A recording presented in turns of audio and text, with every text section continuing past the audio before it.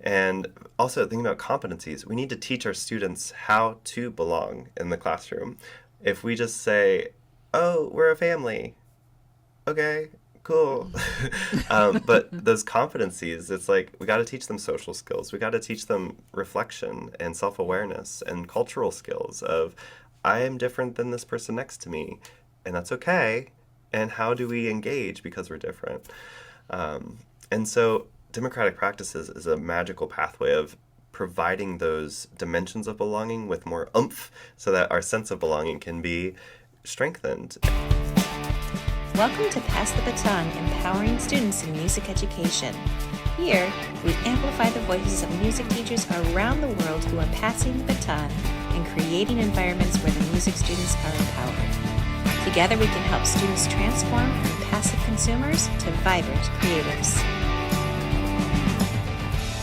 Welcome back to the Pass the Baton podcast. I'm Catherine Finch. And I'm Teresa Hoover. We're so glad that you're joining us today. Catherine, I'm really excited that we had the opportunity to sit down with David today and have this conversation. There are so many different things that he does as an educator, like different hats that he wears, but then also just different areas that he's passionate about. And it was kind of fun, like thinking about which direction we even wanted this conversation to go in. Yeah, but also cool too to see how, belonging and just a lot of his passions all pieced together too to make a beautiful classroom, right? Yeah. A place where people feel safe and a place where kids are going to be independent learners. They don't need Dr. Dockan or Mrs. Finch or Teresa Hoover to continue, right?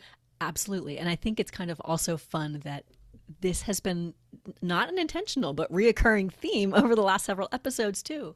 We've been talking about this idea of what are the students doing when they leave our classrooms. And I think we've always said that that's a big thing that we are aware of and thinking about, but I love that our guests have been able to kind of help thread that needle as we go through the work. So that's really nice.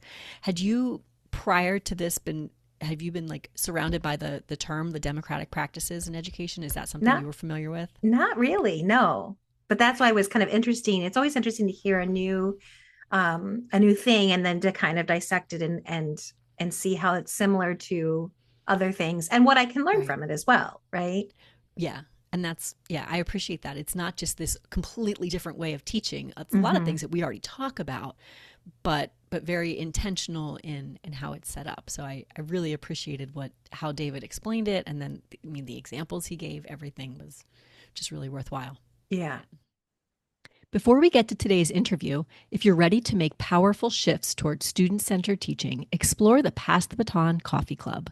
Members get an exclusive deeper dive audio extra and a Reflect and Act PDF download after every episode, plus access to our full resource library. For more personal support, our premium tier offers direct access to Catherine and Teresa in a private Voxer group.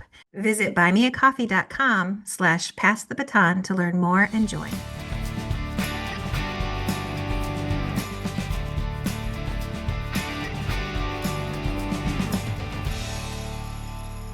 All right, welcome back, everyone. It's so good to be here, and we're so excited to have our guest, Dr. David Dockan. David, welcome. We're so glad to have you.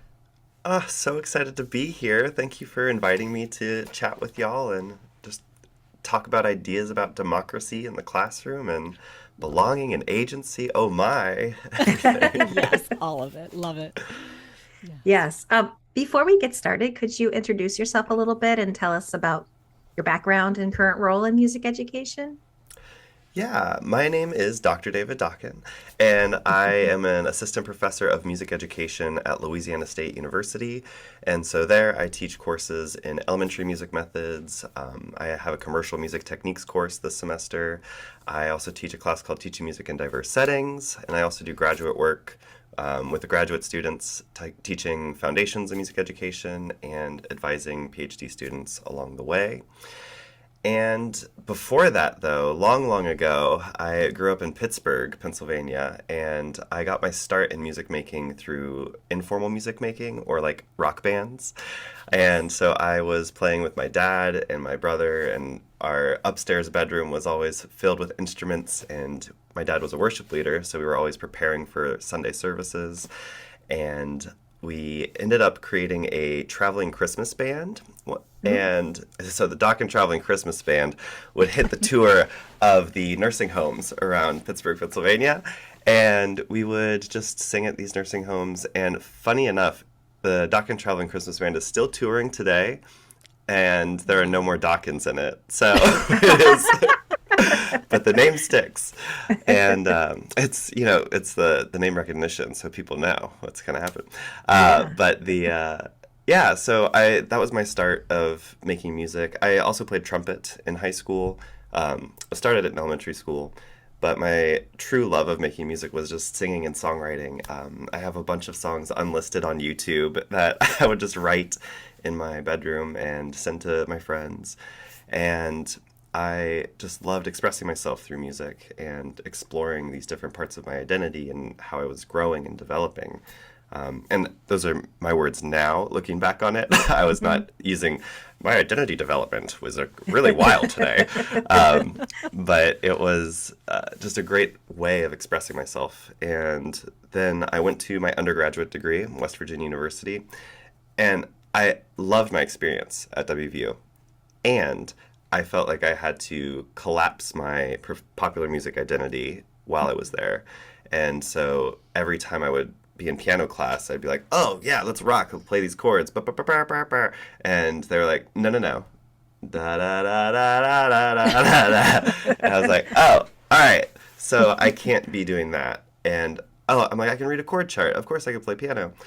No, none of that. So I had to, squash that identity. And I had this real salient moment that I will never forget of going home and me making music with my dad again. And I was like, well, you can't read this staff notation, so you're not really a musician. Because that's the energy I was getting. And you're an undergrad, you know everything. And it's I'll never forget that moment. And it had an impact on him, obviously negative. It's, your son. cocky little college kid, and it's I'll never forget that moment. But luckily, by the time I was a senior, I went to a guest presentation. Martina Vassal was a PhD student at West Virginia University, and she gave this presentation on using popular music in the classroom and how we can use these informal music learning techniques in our teaching. And I was like, oh, I can do that. I can use that part of my musical identity, and that just kind of unlocked it again. And I was able to bring that into my student teaching. I did a songwriting unit with I was at a middle and high school, and we did a songwriting unit, which was like bringing me back to my bedroom as a kid, just writing songs in my bedroom and being able to do that with students, and actually being able to be who I am, who I view myself as a musician with my students. And so that went in through my elementary teaching, my middle school teaching, and the other things I did. I did some community theater work when I was in K-12. And so we would do digital audio workstation projects. We would do songwriting projects. We would do all these things. And those would be on the concerts. And those would be the way that they were expressing themselves. And it was just so nice to be able to have my musical identity be the avenue that I was able to teach through. So then I was really loving that still. I have a long story, I guess. I'm so sorry. So after I taught for a while, I did my master's online, and I dug into Lucy Green's work of informal music learning, how popular musicians learn, which is different than how classical conservatory style musicians learn. A lot of oral learning, peer learning, collaboration, and the creativity that's among it the entire time. And the student preferred music part of it, kids learning Stairway to Heaven first, when that's so hard on the guitar, but guess what, they want to learn it, and that motivation. So I dug into that work and the intersections of that with orchestral work. So that was during my master's, was thinking about how we can take these avenues of teaching that already exist and that people feel comfortable with, and how can we just add on, think about that zone of proximal development, we have this, how can we just go a little step further and change just a little bit? And moving a needle in anything takes a lot of time, and it's inch by inch. It's never a drastic shift. And so that was my master's work, and I obviously told Martina Vassal about it. I was like, look what I did. You've inspired this. And she was like, great. Want to get a doctorate? And I was like, yeah. And so it was the pandemic, and, everyone makes life-changing decisions during a pandemic, apparently. And it's one of those, really, my eyebrows raised, and I was like, sometimes when your eyebrows raise too high, you just got to go for it. And it was a great decision because I got to work with Martina more closely, and we were already friends, but it was great to just continue to build that friendship and work together, do the researching thing, learn how to research, and connecting with these national organizations that also do this work. And so I connected with Music Will, back then Little Kids Rock, and also connecting more deeply with the Orff Schulwerk Association. Martina and I developed a week-long masterclass for Orff Schulwerk and popular music. So again, building that bridge for people. And then I graduated, got those PhD letters onto my name, and even yesterday we had auditions here, and one of the prospective students said, Your name just required you to get a doctorate, I think. Dr. David Dockan just sounds. I was like, of course, that's why I did it. And so I got the doctorate, got the job here at LSU, and I'm so lucky to be at Louisiana State University, where there's music everywhere. I went to Jazz Fest, and I leave Jazz Fest, and they're making music on the streets, and I'm like, this is the part that I love. This is community music making for a lifetime here. And so now I continue my work doing investigating music teacher agency. So if we're wanting people to make change in their classrooms, how does that change happen? And then I'm also very curious about belonging, because that is, belonging is an inherent human need. And our students need to feel like they belong in the classroom. And I keep thinking about my identity as an undergrad, not feeling like my full identity as a musician was able to belong in that space. And so that's another area I look into. And then popular music pedagogies are a way for that belonging, democratic practices. And here we are today, and on my wild journey of life. I feel like what you described, though, your experience as an undergrad, that's not uncommon. And I can think, just of teacher friends that I have that almost live those parallel lives, right? They have their gigging musician life while they're out there reading chord charts and all of that, and then they have their I am band director life, or whatever that case may be. And it's almost like they don't mix them together. But you found a way that you could bring those two things, and that's, I think, if we're seeing that in ourselves as teachers, it must be happening with our students too. Yeah. The other thing I heard too was just you needing to hear somebody else say, hey, you can do, these two worlds can come together. And I think that's what I love about this podcast and getting to interview wonderful people, is having those conversations, and hopefully listeners will, it'll click for somebody else. Oh, I could do that, and that's super cool. Yeah. Sometimes it's just that one person, and just because there's that Dr. David Dockan, assistant professor. Wow, he says I could do it. I'm not saying that that's the right reasoning for things, but it's having that gate opened for people. Right. It starts the conversation, or it opens the gate a little further or something for somebody, which is great. Yeah. Yeah. And thinking more to that point of the undergraduate students and their experiences, I just finished collecting data for a study on the lived experiences of popular musicians in conservatory music education programs. And just seeing, obviously I'm interested in that because of my lived experiences, but what are their lived experiences? And it was so fascinating to see how they all kept a tether to something of that popular music identity to help them be successful. So it was I'm playing in a rock band after school and on my own time, or I'm going to another institution to take guitar lessons because there's not guitar lessons that I can take here, or I am going to keep writing my poetry for my R&B songs that I'm releasing on Spotify, and I need to keep doing that. But it's also like a bunch of extra labor for those students to have to cultivate that space for their identity to exist, and just the way that they would say the words "my music" and then "this music," and we've talked about that gap forever here, and it's like that's still here, and yeah, so that's an interesting thing. Yeah. Wow.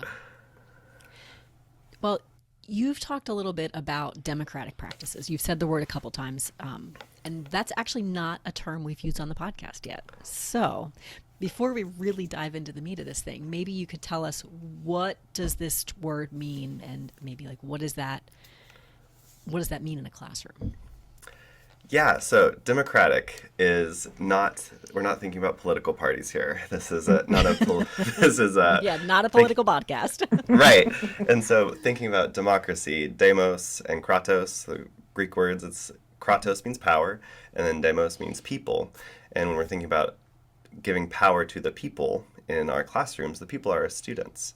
And this idea of democratic practices in the classroom has been around since 1916, when John Dewey wrote a book, Democracy in not Music Education, Democracy in Education, and how we can create these experiences where students are learning how to engage with each other and the teacher and create collaborative environments for when they go into the real world and are having to engage with each other and make decisions. And we exist in a democratic society, and it is, how do we do that? So we need to prepare our students for those opportunities. And so thinking about sharing power in the classroom, great. That's very abstract. And Randall Alsop wrote a book, Remixing the Classroom, thinking about finding openings in the classroom and how can we find spaces where students can enter and start to be the decision makers. And that was still a little abstract for me. So I conceptualize it into 3 different spaces that teachers can really think about, where they can use their power or create those openings for students. And those spaces are the rules and procedures, the curriculum and repertoire, and then the pedagogy. And I have a chapter coming out in a Oxford book soon, and it's going to be the Learning in Tandem framework, the LIT framework. And it's a tandem bicycle, and it starts by acknowledging that students and teachers have power in the classroom. Whether you like it or not, there's power that's coming from both of y'all. And when the gears parts of it is the rules and procedures, and that's how does the classroom run? And if you're not agreeing on the rules and procedures, you're going to jam up that bike. You're not going to go anywhere. And so how can we share that power in the rules and procedures so that we're working together to move the bike forward? And that can be done through setting classroom norms together. And particularly in the study I did investigating elementary classrooms, the procedure for that was going through the PBIS, the Positive Behavior Intervention System, and operationalizing that for the classroom. So it wasn't just a free-for-all of like, so how do you want this to work? It was, here are these rules in our school. What does that look like in our classroom? And what actually happened is those students created these communities of accountability because they had a voice in what the classroom was supposed to look like, how the classroom was supposed to run. And they started kind of looking out for each other of like, hey, remember, we said we were going to do this, and we need to do that because we said we were going to do it, so like that's the rule. And the teachers found that the classroom management part of it was easier because the students knew the rules better because they were constructing it. When we think back to like constructivist learning, that's the students are building it themselves, so they retain it for much longer. And some of them did do really cool things too, of like making it a rap with their students, so the students composed a rap to go with the rules and procedures. So that's just one way of building those together. A smaller way of doing that, because sometimes we just need what's that small first step, is thinking about how we transition between things in the classroom. And so when a teacher is saying, all right, we got to get the xylophones out, instead of just being like, all right, you need to do this, this, this. First, you hold it from both sides. You do so many things to say. We can ask the students, hey, these are expensive. This is a lot of money. I don't have money to replace these. How can we make sure these get from here to here and they're okay? And then have them tell you what you need to be doing. And, sometimes being honest with them of saying it's expensive, it's okay to do because they're going to find out one day about money. So having them develop these procedures for just how to take things from one place to the other. Now, does that take extra time? Yes, it does. Does it save time in the long run? Yes, it does.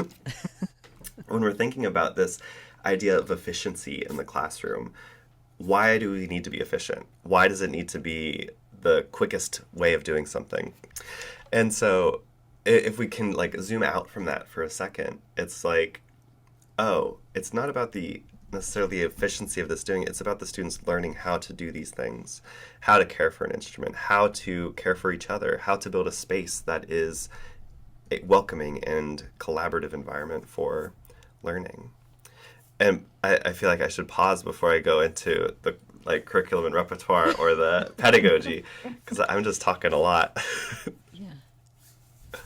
I think, as in my elementary classroom, I agree with you, all those things. I was just at a conference and I heard someone say, we focus on efficiency, kind of like you said, but what about effective? And effective might take longer, but it's effective long-term too. And I totally agree with that. And it just makes me think for our winter sing, I had my littles watch a year before, so to help them kind of see what is it going to look like. It's in the large gym, all those things. But then each class came up with their own expectations of what are we going to hold ourselves to when we're on those risers. And at first, when you've got 400 kids, that's going to be a lot of expectations, right? But I just did it on Google Slides with each class name, sectioned by grade levels. So it was pretty easy to pick up, look up Miss Barris's class and then, look back at our own, what we said, which in general, they're all very similar, but I like to use their language, right? And it's just remember what we said we're going to do is, I think, effective down the road, instead of Mrs. Finch says, you stand up straight, you're not top, all those kinds of things. So yeah, I think those are. Well, and you brought up such a powerful tool there of using the Google Slides so that you can document it all with the students, and it's a living document. And maybe one day a rule's not working and the class lets you know, and you can show them let's change it. What would this be better as? And especially in those large settings where you have 400 kids in a room, and you have to remind them oh, here we go. I can pull it up lickety split, and having those organizational systems, good on you. Gold star. Well, God. And what's nice is our school is just really trying to commit to CHAMPS. So it's kind of a system that all the kids know. And so whether you know what CHAMPS is or not, it's nice to have the language that they see in their classroom is the same language in my room. So it's just it's organized. So they know, they understand the language. I think it's what am I trying to say? It's familiar to them, right? So all those things really help if you are in a school that does that. So. Right. Oh my gosh. Imagine walking in, there might be some places like this in the world, but if there's a different law based on the street corner you're on, or if there's a different, I had to go mad. I wouldn't know what to do. And students sometimes deal with that in the school of, I go from this classroom to this classroom. The rules are very different. Yeah. Yeah. The analogy that you're showing us with that bike and the gears and that shared power, it's really, I think, to me, that's the crux of what we're saying here, is that it is that element of shared power. Am I understanding it correctly? Yeah. So it's not that the teacher's feet are on the pedals. That's right. And even when we think back to Lucy Green's work of informal music learning, I don't know if you've talked about that previously on your podcast, but Lucy Green created a curriculum that had students kind of go off into the deep end And people often forget that it started with the teacher teaching things. Like it started with the teacher teaching some instruments, teaching some concepts, and then going into the deep end. And I'm not recommending anyone take their elementary kiddos or even their high school kiddos and say, go! Right. There's a little more to it than that. And so both are using power. Yeah. Well, and sometimes we say like, oh, well, I gave them a choice of between two songs. Yay, I did it. I did these things. And you're showing us that it's a lot deeper than that. And I think that's also a valuable thing to think about. Yeah. And it's the choice between two songs idea is that can be a great first step for a lot of people. And it is if you think about democracy, it is sharing the power. I always celebrate any step towards sharing the power. Of course. And it's like that zone of proximal development again. Like, okay, you can give them a choice between two things. What if we let them pick the things to choose from? Oh, what if you did small groups with them? Oh, what if, and then building and building and building from there. Just my one little thought on that is. Yeah. No, of course. Yep. We talk about choice boards are a great place to start, and you give kids choice, but then to always move beyond just a choice board, right? Because again, it's like there's so much more to that. Yeah. Okay, so you told us about the rules and procedures, right? So then what's kind of the next layer? The next layer of this bicycle, I was going to say onion, but now I'm mixing metaphors. So the pedals and the gears, they connect to a chain, and that chain is moving the back bike. And so that back bike, the things that we build our teaching around is that curriculum and that repertoire. And so how are we, what's happening there? And it's this process of teachers have always curated what they're using with their students. Teachers listen to music, go on Beth's Notes Plus, or go on whatever curriculum y'all got, and they pull from it, and then they're like, this piece looks great. Or even going J.W. Pepper, and like, I like this one, I wouldn't do this one. You're curating these choices. And that can happen by just shifting what catalog we're using. And so if we ask our students, what music y'all listening to? What music are you interested in performing? What musical skills are you interested in learning? Then we can have them develop that curriculum and that repertoire that we then curate and put into the classroom. And so people are always curious about, well, what if the song's inappropriate? There are a lot of inappropriate songs of all genres. Yes, and one of my favorite examples is Henry Purcell has a piece about someone's damsel at night, and it's very vulgar, very promiscuous. I probably wouldn't do it with my students. But we would do other pieces by Henry Purcell, or we would still talk about him. It's like Justin Timberlake, he's got Sexy Back. I wouldn't do that with my students. But he's also got Can't Stop the Feelin'. I would love to do that with my students. Yeah. So we are always curating this music for our classrooms. And so if we get that catalog of music that our students are listening to, and then we take that music, curate out the things that I wouldn't want to do in my classroom. And I will say, I usually ask the students, will I get fired if I do this song? And I've usually built a relationship enough where yeah, I probably wouldn't do that one, but you should listen to it. And I'm I'll listen to it. I'll let you know about it. And we're going to do something else. So we're taking the music, taking that catalog, then what musical concepts and skills can we pull out of these different songs? And using those as the impetus for lessons. Now, every popular song has every concept of music that we're trying to teach, especially in elementary school and even in high school. Yeah. And we can use those as the launching points for these students in the classroom. Yeah. That makes a lot of sense. And I like the way that you ask the students, will I get fired? I feel like it's better than will you get in trouble if we do this song? It's no, will I get fired? Because they worry about us, right? They think about it. That's a good way to frame that. Hopefully. Although, did y'all see? They want you. Right. They're yes, you will get fired. gosh. There was like just a TikTok trend of a high school like that. They took their teachers and put them into AI and like had them dancing and like twerking and things. So, I mean, kids will be kids. Like, Yes. they need guidance still, but Yes. That's good.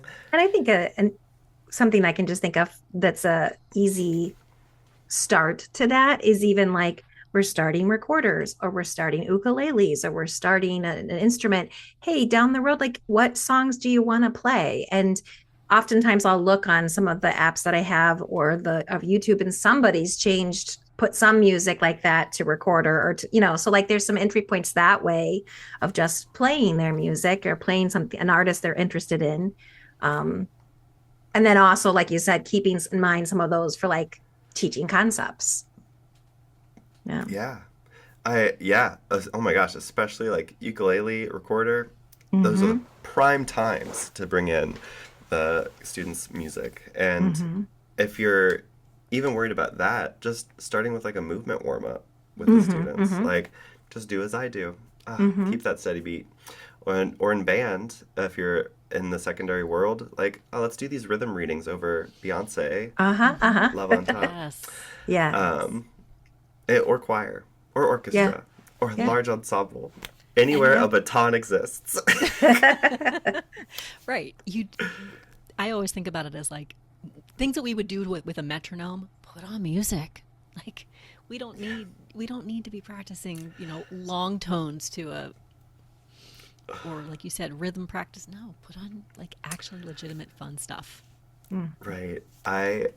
So part of my job is observing like student teachers, and I'm not putting shade. I observe student teachers in University of Kentucky as well, and during an observation, I'm not going to say where, I didn't know that so many bands use a metronome so frequently, and I had the biggest headache leaving there just because it was click, click, click, click.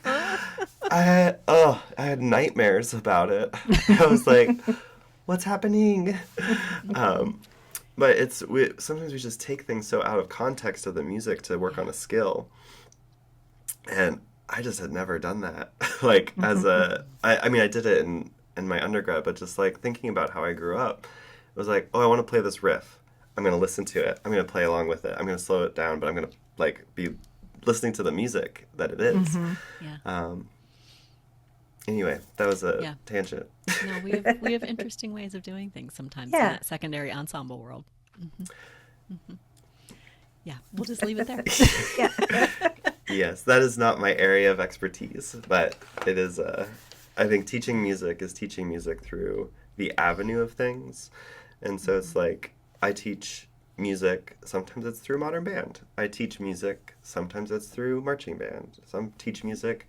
A lot of times it's just elementary general music, which it's, my friend Dr. Eisenreich always says, it's the wild, wild west, where anything goes. Yep. Well, does that go into the next thing of the last thing you categorize, the pedagogy part? It does, yeah. So thinking about we've looked at the curriculum. Thanks for getting me back on track. No, like as soon as you said that, I was like, I remember the last part. The pedagogy portion of it is I'm always striving for my students to develop pedagogical agency. I want them to feel like they can teach themselves things. And because one day I won't be there to be their teacher. And I think it was Anne Marie Stanley wrote one time about the Craigslist clarinet. And it's like they graduate from high school. I don't know what to do with this. Like I don't have a band director anymore. So they put it on Craigslist. I don't even know if Craigslist is still a thing. That might be but thinking about that, I want my students to feel like they can make that music on their own. They can learn a new skill on their own. And so the last part of the wheel is thinking about the front wheel is pedagogy. And notice the teacher's in that front seat and the teacher is steering the bike. All right, I want to clarify that part of the image here because in the end, if there's a fire or if there's an emergency, the teacher's in charge. Like the teacher does have to have a little bit more power in those moments to make sure everyone's safe. And the teacher also is the pedagogical content expert. So thinking about that, the teacher steers at first, and that is starting with a whole class thing. So maybe that is everybody learning this song. We're going to do a cover of Uptown Funk together and teaching that to the class. Then, maybe let's go into small groups next and slowly start releasing that power to the students. Pick a song, make a cover. Great, now they're making a cover of a song. Oh, but they need to, I can't hear this chord change. Oh, problem solve. How are you going to do it? Like maybe ask your neighbors. And then eventually an individual project of I am doing this thing. So slowly releasing that power to the student and guiding them and facilitating along the way, but also questioning, having them construct their answers, having them become the teachers of themselves. I wish there was like a more eloquent thing to say that, but I want my students to make music for a lifetime. And so often we get caught up in, I need my students to perform at this level so that we can do well at competition, or I need my students to do this correctly and efficiently, as we said before. And it's like there's these magical words to make things happen sometimes, but are we just trying to get the students to complete the task, or are we trying to get the students to learn what we're doing here? And I think we lose that because it becomes an efficiency goal of I need to get this done for this thing. And I would rather put on a performance where the students were creating and in charge that is not fully polished than have them be perfect for a competition. And I say that knowing that there's going to be criticism of that, of like, well, students need to have high quality musical experiences. Yes, they also need to have high quality learning. So like thinking about facilitating versus producing, like how are we as a teacher? We always say, I'm a facilitator. I think sometimes we overuse that word. That word has expanded into being everything now. But in my perspective, it's this idea we start as a facilitator and we do work towards being a producer towards the end. And we're like taking their ideas that you facilitated, giving them the opportunity to try things, explore, and create on their own. And then we start to produce that. And when we think about the role of a producer, it's like, I love what you did there. Can we bring that over here?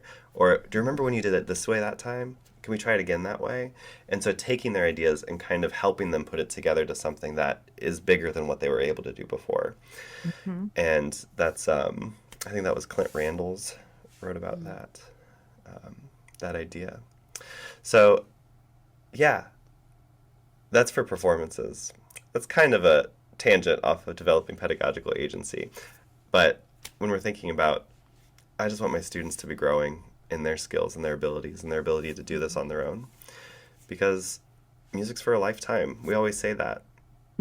What are we doing to actually instill that in our students? Yeah. And I hear you saying you want them to be the active participants because otherwise, they need Dr. Dockan to tell them what to do next. Right. Yeah. And I'm busy. I can't help it. Just kidding. Yeah. I mean, and it's always nice because like this is also a common theme of things we talk about, right? Is about how we want students to be music for the rest of their lives. In fact, a very recent episode we released with Merlin Thompson, he was saying that. He's like, we say we want students to be lifelong musicians, but is what's happening in our classes actually getting us there? Right. We say this, but are we actually leading on the path? So what you're describing is ways that we can help students to be musical so that the clarinet doesn't end up on Craigslist, that it becomes this wonderful tool that they can use to make music throughout their lives. And that's, and maybe it's not even the clarinet, but maybe the clarinet's the gateway to whatever is going to come next or whatever that case may be. But it's just, we have to think past the next performance or the next report card grade or the next, whatever that thing is. Yeah. Which I think also comes up to what you were talking about earlier about your passion about belonging. Like, how does a sense of belonging work in this democratic practice classroom?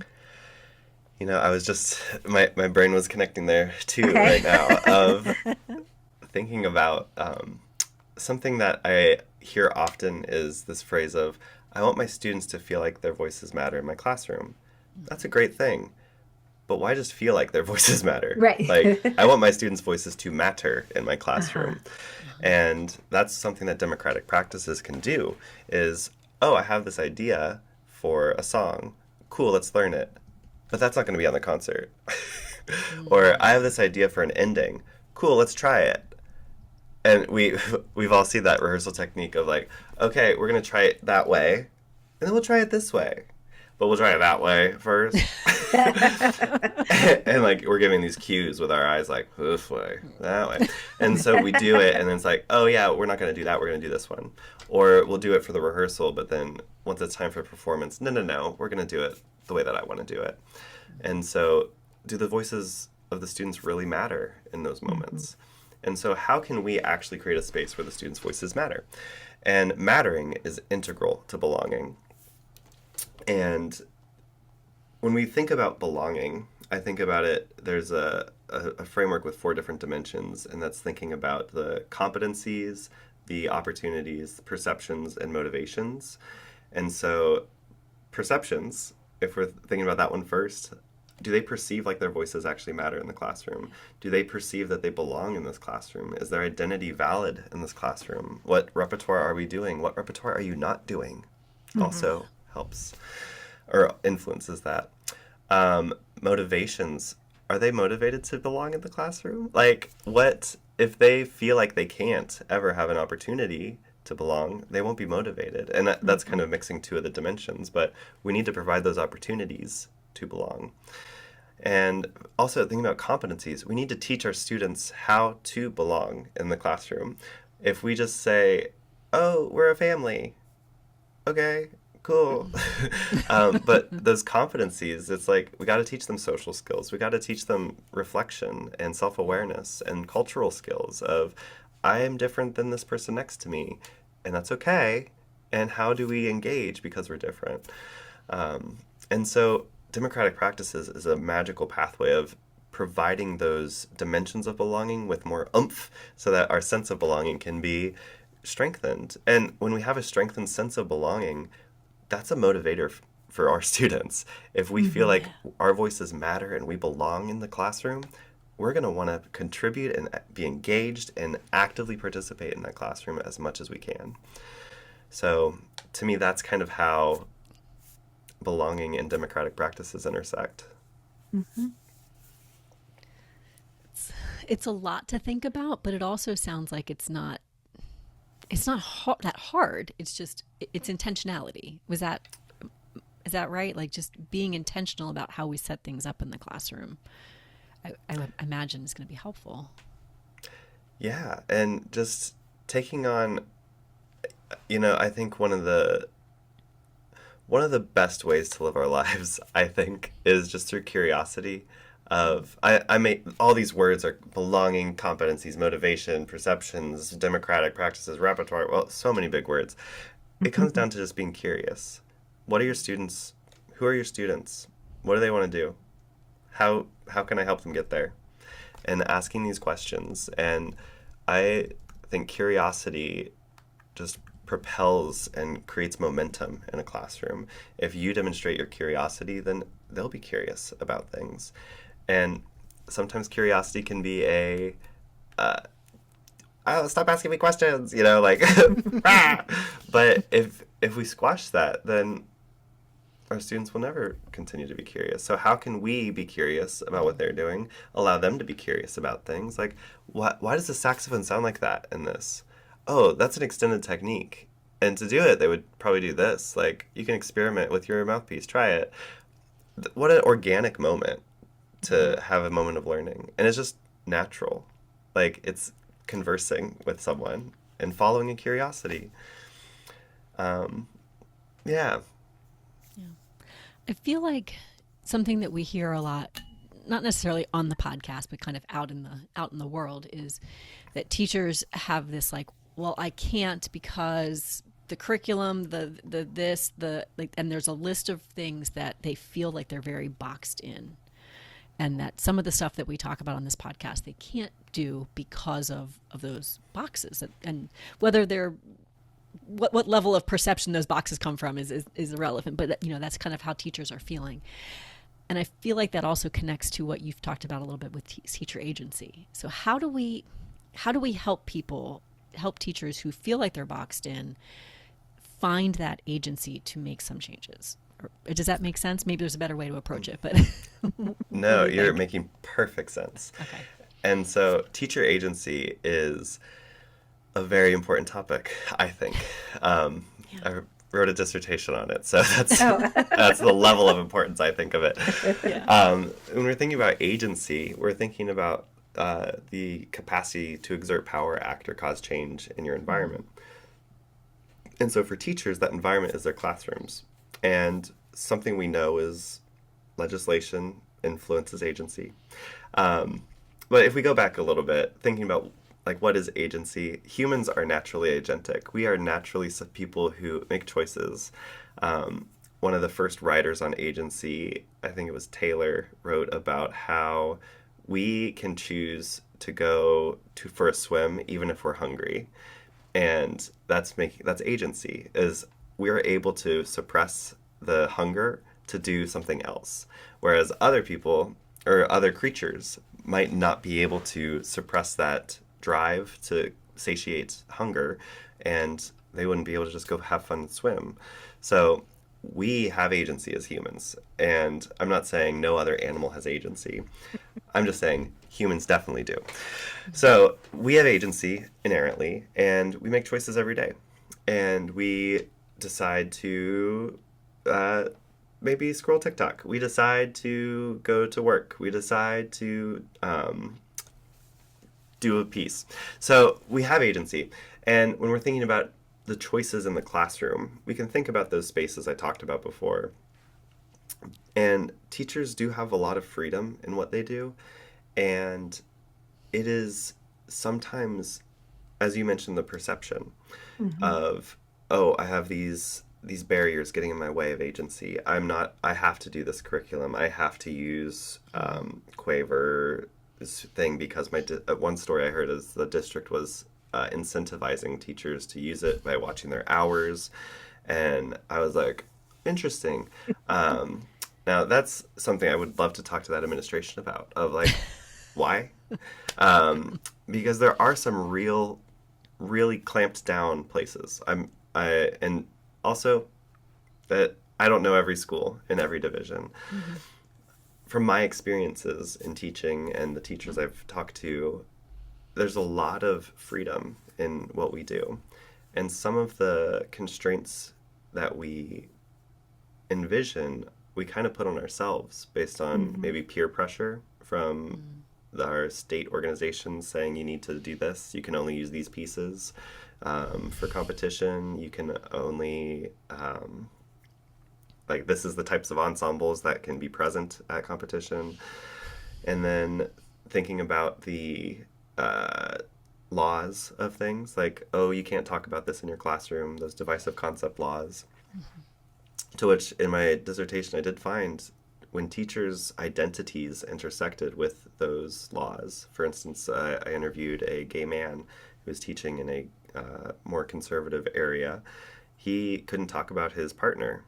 He didn't have a picture of his partner up. He didn't talk, he couldn't say, I'm hanging out with my husband this weekend.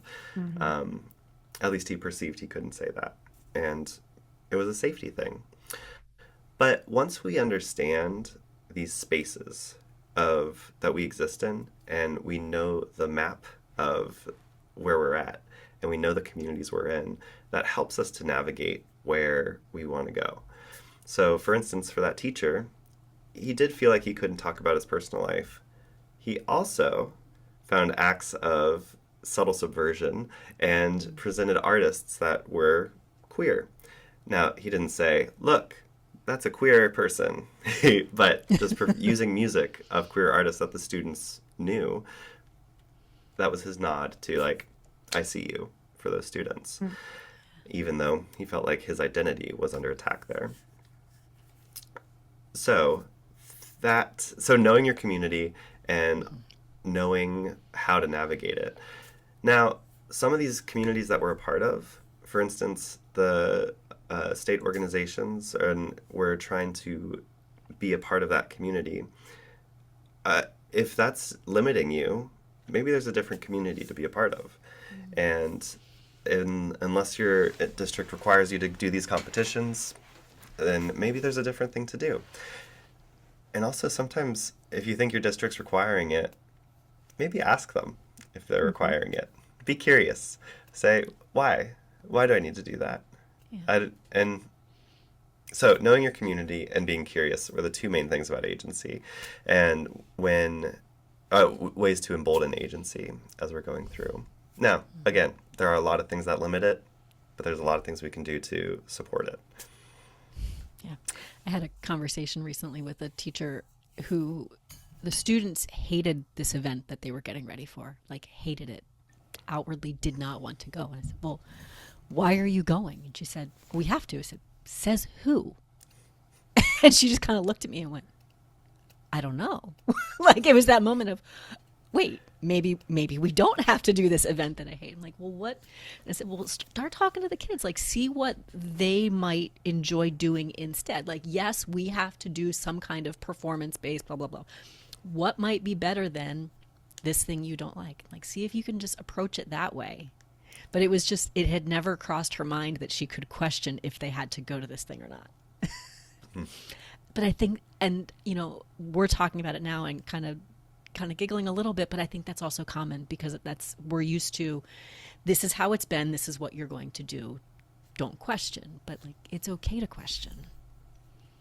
And I think too, it's okay to question, especially if you can make a case for, this might be better for our students. Years ago we put kindergarten up on a stage. We'd known them for half a year, not even half a year, right? Like beginning of school till December is like 3 months, and had them perform, and they're little 5-year-olds, and the whole music team just came together and said to admin, hey, could we change that to a spring concert that's in our own classrooms? And then I took it a little bit further and said, like, so we did. They were like perfectly fine with that. And then I have my kindergartners make their own program for their family. So each kindergarten class is kind of different. I have like the must-haves of how we're going to do it, but they, what are games we've played in music class or singing songs or whatever, and then they help me construct it. But like such a better learner experience than the, standing up in December and singing songs when we've known them for, 12 weeks, 10 weeks. I don't even know. Like 20 minutes. Yeah. And and admin was very open to that. It was just a matter of asking, and proposing why we wanted to make the change. So. And it's like that old adage of like, you're not going to get a yes every time. Correct. Yeah. And as long as you're not a jerk about it, yeah, you're not going to get fired. Yeah. And that's, and it's what's good for students in the end. And I will say for some students, a competition, it's great. It motivates them. It gets them like they want to be a part of it. And for some students, it doesn't. There can be multiple avenues for different students. Maybe instead of tiering the ensembles of like, this is the competition band, or like, this is the top band, this is the middle band, like, oh, this is the one that goes to competitions, this is the one that's more creative, this is the one that like, now I think you should be creating in the top one too, but it's but just spitballing ideas here, just and it's just try, like it's a practice. Teaching's a practice. And similar to being a doctor, it is a practice, whether we like it or not. They're always trying, and it's not always perfect. That's morbid.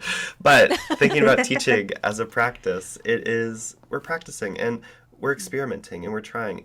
Every teacher is an experimenter, is a scientist trying something new. And for elementary classes, we know if I do it this way for this class, it's going to go great. If I have one moment where I take a breath They're gonna be gone.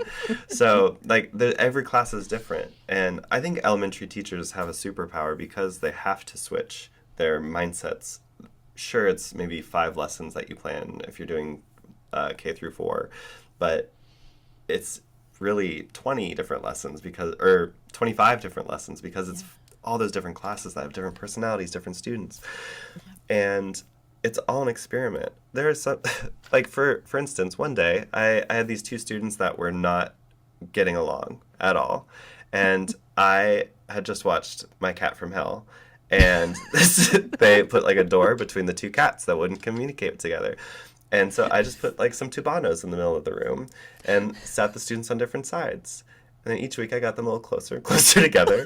And it was great. It worked. It's an experiment. That's probably a weird example to give, but it is. And watch that student who would be like in high school now probably hears this podcast. So that's what he was doing. But no, we're experimenting, and some experiments don't work, and that's okay. And I have one of my PhD students is really thinking about like this rationalization, this idea of we have to rationalize everything, the tree's green, and not always, the system doesn't always produce the same result. Like there's nothing that is, these are humans. Right. Not robots. Yeah. No. Although, did you see the University of Missouri's like robot conductor that they had for their marching band? It had a uniform and everything. Oh, wow. I'll need to look that up. Oh boy, that's crazy. Yeah. Well, when writing our book, Pass the Baton, we always have this like things to try tomorrow at the end of chapters, and people really like those practical ideas. So, like, what would you tell a listener if they want to try something tomorrow? What would you say? To try something tomorrow, I would think about all the decisions you make in a day. We make thousands of decisions in a day. And if we just start writing them out and like, it's like, how do I decide how class starts. I decide when class starts. I decide how they're opening their instruments. I decide so many things. What if you find one of those decisions you make and try to give it to your students? And let that be your entry point into starting to share power. Make it like the smallest decision of like, hey, I don't want to cut off this time. Can you just like do that for me? And yeah, just think about all the ways you can share that power with your students and just try one. And if it doesn't work, it doesn't work. But usually if we can find one that you believe your students will be able to do. And what you'll notice is as you find more and more of the decisions you can allow your students to make, it's less stress on you. Yeah. And it will help you get through your day. Because when we make so many decisions, we get decision fatigue. We are human, and we only have so many that we can do in a day. And if we can slowly start releasing that power to our students, just one thing at a time. Yeah. That's my practical things to try tomorrow. Yeah. That's perfect. It's a good one. Well, this has been great. Besides just that practical thing, there's so many ideas that you've given that I think people really can take into their classrooms, which is awesome. If someone wants to connect with you, if they want to learn more about your work, find out, peek behind the curtain even more, where can we send them? Well, I'm on TikTok and Instagram at Dockan Music. I also have dockanmusic.com, and you can see me there. Then if you're curious about anything LSU related, you can check out lsu.edu and find the School of Music. And yeah, don't be a stranger. This summer, I'll be teaching at University of South Carolina for a week. We're doing a course on modern band, where we'll actually be working with children, with students. Nice. And then I'm also teaching a course at University of Kentucky, and some other courses coming out along the way for this summer. So keep an eye out. Also, I do work with a nonprofit called Music Will. Music Will is a nonprofit that is transforming lives by transforming music education. And so thinking about how we can incorporate modern band, rock bands, hip hop, R&B, gospel, mariachi, how can we bring these into the classroom? There's the Modern Band Summit, which this year is covered for free. Registration is free because of some donors. So keep an eye out for that. I think registration's open now. Love to see you in Fort Collins. It's like summer camp for adults. How fun. And it's Colorado. Fort yes. Collins, yes. It's a grand time. Yeah. So yeah, but that's where you'll meet a bunch of people that are interested in this idea of passing the baton and democratizing the classroom. Love it. Love it. Well, all of those links will definitely be in the show notes. So thank you for sharing all of that. Again, thank you for your time. We appreciate it and just everything that you've shared with us today. Thank you for having me. I honestly, the work y'all are doing of helping spread the word on different ways of teaching and just giving people a chance to consume this information in a way that is not just a research article or just, really providing multiple means of representation for all this. I think podcasting's the future, as I know you do. Yeah. And I just appreciate the work you're doing for the music education ecosystem, and I'm honored to be a part of it for today. Awesome. Thank you.